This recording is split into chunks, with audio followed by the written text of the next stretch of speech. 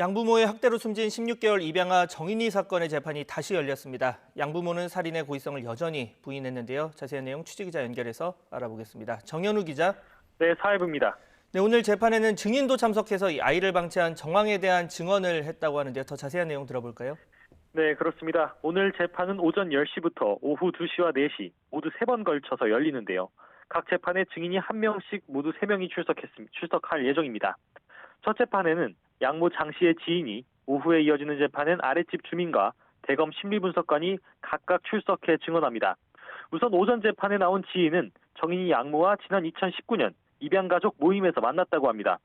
함께 키즈카페 등을 방문하면서 시간을 보냈다고 하는데요. 증인은 양모가 정인이를 방치한 정황에 대해서 말했습니다. 우선 지난해 7월부터 3달 동안 15일 정도 양모를 만난 적이 있다고 하는데 그중 5번 정도는 정인이를 안 데리고 나왔다고 합니다. 지난 9월엔 정인이 없이 거리가 먼 키즈카페에 함께 갔다고 하는데요.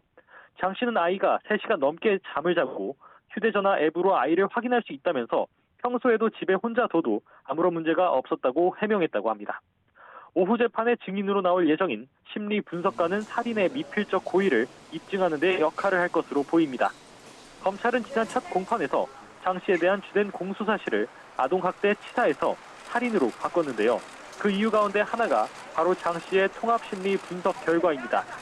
당시 검찰은 추가 확보한 사망 원인에 대해 법의학 전문가 등 4곳의 의견을 묻고 장 씨의 통합심리 분석 결과 보고서도 검토했다고 밝혔습니다. 이 보고서를 검토한 결과 장 씨가 정인이가 사망에 이르게 할지 모른다는 인식이 있었다고 판단한 겁니다. 검찰은 살인 혐의를 적용한 만큼 오늘 증인 신문을 통해 정인이가 사망에 이르게 될 것을 인지하면서도 장 씨가 계속해서 폭행했다는 것을 입증할 것으로 보입니다. 하지만 오늘 재판에서도 장 씨 측은 정인이를 실수로 떨어뜨린 거라는 기존 입장을 고수하면서 살인 혐의는 여전히 부인하고 있습니다. 변호사는 일부 폭행은 인정하지만 양부모가 아이를 죽이려는 의도가 없었기 때문에 미필적 고의로밖에 볼 수 없다고 반박했습니다. 또 학대에 대해서도 당시 이들이 했던 행동이 학대라는 인식이 없었다고 설명하기도 했습니다.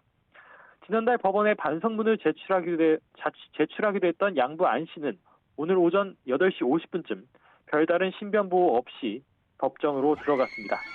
공판 때마다 정인이를 추모하며 법원 앞에 모였던 대한아동학대 방지협회와 시민들은 오늘도 법원 앞에서 양부모 엄벌을 촉구하고 있습니다. 지금까지 사회부에서 전해드렸습니다.